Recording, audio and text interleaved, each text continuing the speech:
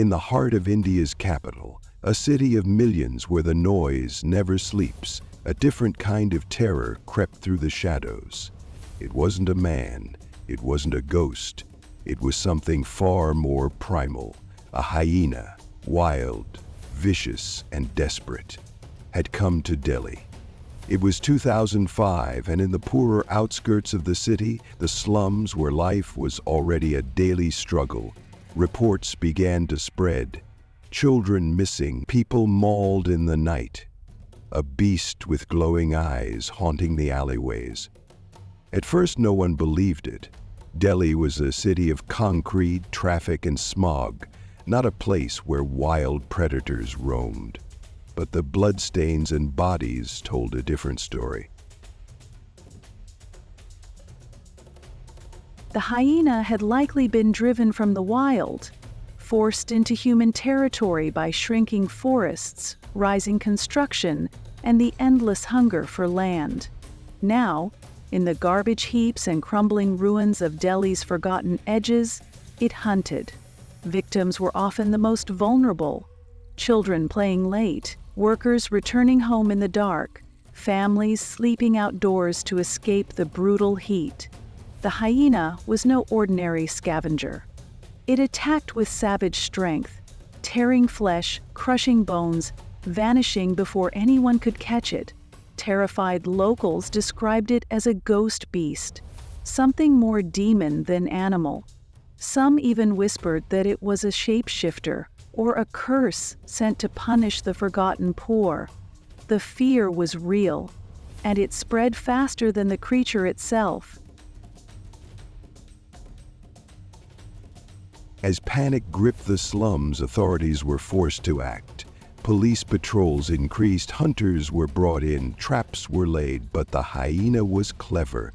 It moved through the labyrinth of alleys and ruins like smoke, striking and disappearing before anyone could react.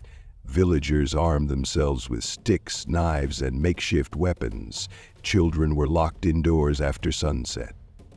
At night, fires burned bright in the streets, not for light, but for protection. And yet, still the beast came. The attacks mounted.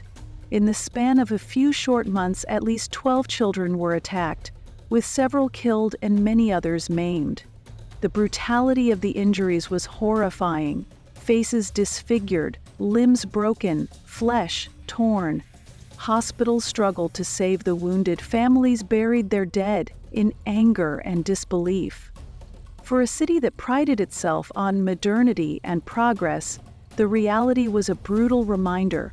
Beneath the skyscrapers and shopping malls, the primal world still lurked, waiting. Eventually, after months of fear and bloodshed, the hyena was tracked and killed. But victory brought little comfort. By then, the damage had been done. The slums had lost a generation of innocent lives. The people had lost what little sense of safety they had left. And Delhi had learned a terrible lesson: that when nature is cornered and desperate, it will fight back in ways civilization cannot predict or contain. Today, the Hyena of Delhi is a ghost story, a warning whispered on the edges of the city. It stands as a symbol of the growing conflict between man and nature, a battle fought not in newspapers or boardrooms, but in the dark alleyways where the poor are left to fend for themselves. It is a chilling reminder that when cities rise and forests fall, the wilderness does not simply vanish. Sometimes it comes back, hungry, vengeful, unseen until it is too late, and when it does not knock on the door, it tears it off its hinges.